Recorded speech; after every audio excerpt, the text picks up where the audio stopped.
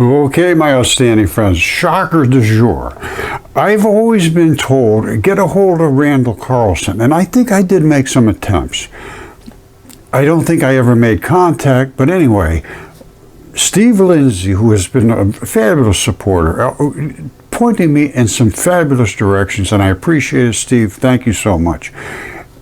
Sent me this about Randall Carlson, who I looked into a little bit a long time ago. I got to be honest with you, it's been some time, but he said, take a look. The guy's got something to say. It's important, right? Well, I'll take a look. And sure enough, I agree. And I would love to talk to Randall Carlson. So if you can help to get me through to him and watch his episode here. This is quite long, over 3 hours. I thought I was long-winded. But he goes through, I've only gotten into a short piece of it, but what I have seen, I'm pretty well impressed. I'm sure there's going to be a difference of opinion on a lot of things because, as you know, and I have shown, that biology plays the major part of Earth and literally everything. So once you start from that and go forward, and the Triassic era with the red bed, the gray clay, and the black cap, which I live in the most excellent Triassic era in the world, I am in the exposed Triassic, which means the great dying happened on my property. I just go out and pick up things like this gigantic hair follicle. That's from some gigantic creature, 2-inch wide hair follicle. I could go and pick up bones, meat, rocks that look like a piece of meat. I mean, the stuff that was preserved here because of the Great Flood is just unbelievable. The perfection, the exceptional preservation. Even like my buddy here, Caesar Augustus. He's a goose. And here's his feather pattern right on the back of his head. His feathers. Oh, you see it? There's Caesar. Now that side is a goose. The other side is flat. You can see his throat. The impression of his throat is still in there. But this type of thing, you have to know how to look at it and understand how to preserve it. At any rate, Caesar, thank you, my friend. Now, I'd love to speak with Randall Carlson because he's got some things that I would like to discuss. I see some dates I'm not comfortable with. That's okay, because he may have a different perspective. There was a lot of catastrophes. The one that I focus in on was the Triassic, the red bed, the gray clay, the black cap. That was called the Great Dying, the Extinction. And they didn't realize, they said it took 50 million years. I have a footprint that is in the middle of those 3 layers. That happened like on a weekend. All 3 were wet at the same time. It was because we almost got hit by Venus. The oceans boiled. It literally boiled the creatures' bodies and boiled out the red, fleshy, oozy stuff, which settled as a red bed.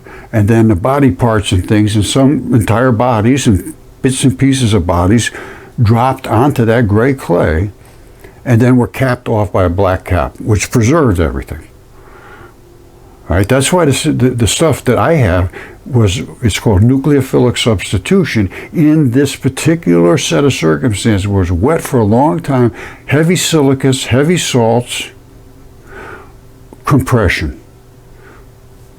They just stabilized, totally stabilized. Like they just perfect, like bones.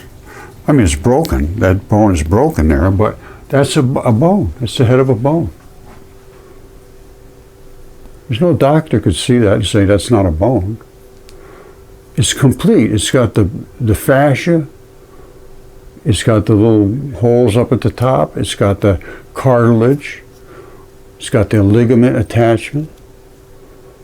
And there's that little white spot. I don't know if you can even see it. A little tiny white spots. right there. That's the last bit of bone. Anyway, I have everything to support what I'm saying, and I have 3 DNA tests done on my specimens. One of which was I don't know if I showed you this yet, but it's a human lung, and it is. It's been DNA tested, Homo sapien human, and that's flat as a pancake because it died in a great flood. The heart was still here. The guy died laying like this, and everything boiled off. The fascia is what protected everything and facilitated the fossilization. That's what my paper is, Fascia Facilitated Fossilization, from 2015 up on academia.edu. Now, if human beings were here during the Triassic, which they claim, prior to the Triassic, there was nothing but jellyfish. That's what Yale says. That's not true. Everything I have here was pre-flood and died in the flood. And a lot of places on Earth, those creatures died and were capped off by salt domes because of the precipitates in the ocean. So they would have died, sunk to the bottom, and then as the oceans dried up, the salt domes would cover up these bodies, and sometimes it's a mile thick.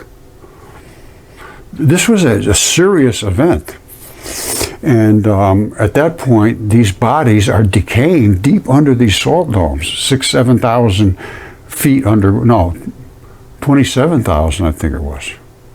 I forget, it's deep. Let's say 20, I think it was at 27,000 feet under the surface in Colorado, I believe. I was talking to somebody in Colorado, and that's where they're picking up salt water.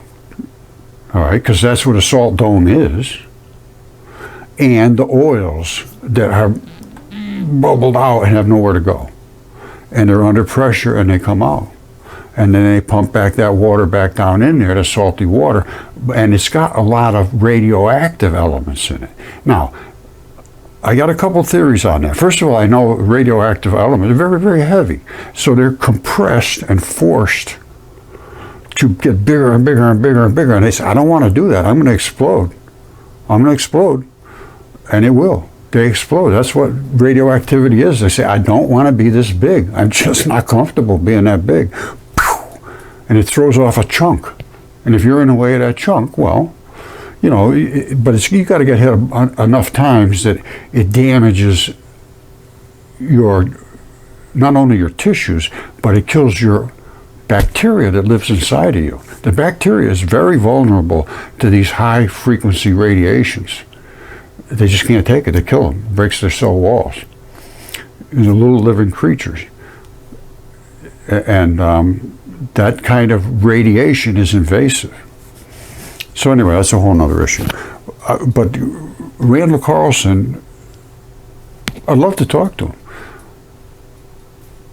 Maybe I can learn something. I'm always up for that. And he seems like he's up for conversation, 3 hours. that's conversing. Like I said, I thought I was good, but that's right up there. Okay, my friends, this is going to be interesting. They're showing this Stenosaurus, which is a dragon-looking thing. And it is in gray clay. All right, now there was a time, the red bed, the gray clay, and a black cap. It looks like this creature and some other things he's going to show were here at that extinction time, and they just died and were perfectly preserved because of the red bed and then the gray clay, and the black cap was a very quick series of events because of the Great Flood. And when they drowned, or boiled, literally, because it was an impact of the gigantic meteor, which actually turned out to be Venus, almost hit the Earth and caused all of this turmoil around the Earth and boiled literally the oceans. And Harvard just had an article about it. Yes, they say the oceans did boil and created the Great Dying. And it did, everywhere on Earth. Now, I happen to be in a zone that the great dying layer is at the top surface, and I just pick things up off giant creatures too, like this hair follicle. That's a hair follicle. That's the erector pili muscle, sebaceous gland, the shaft, the root, and the tube, artery, and vein at the bottom. It's nucleophilically transitioned because of the waters and the heat and the silicon, sodium, and all that was in there during this boiling event. Now, he's going to be pointing out certain things. I'm going to stop it here and there because, first of all, we're going to take a look at the layering, and then we're going to take a look at the actual creature itself. And then he's going to show like a crab trying to hide or run away, and it finally just died, as they all did at this particular time. It was called a great dying. Almost everything on Earth died. And this was the Triassic extinction period. And my stuff is all Triassic, and I have a human footprint in the Triassic rock in the middle of it. So it shows that all three layers were wet at the same time, which indicates it was a great flood. And it's worldwide. It's not just one place or another. So it was a worldwide great flood event. Gray clay, the red bed, which is the boiled fleshy stuff.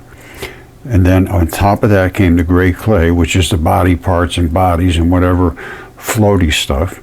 And then on top of that came the black cap, which was the fallout of all the nasty stuff that was falling through the skies from volcanism and fires and everything else. And that laid on top. So those are the three layers. Now, he's in the middle layer where the creatures died, and they're part of the gray clay. All right, this is the Triassic mass extinction, wiping virtually everything off the face of the planet. And especially all the large reptiles previously grouped together as stichodonts disappeared, as did most of the large amphibians, the reptiles, and all. They just wiped them right off the face of the planet. That was the intention, to wipe off all the gigantic creatures, and it did.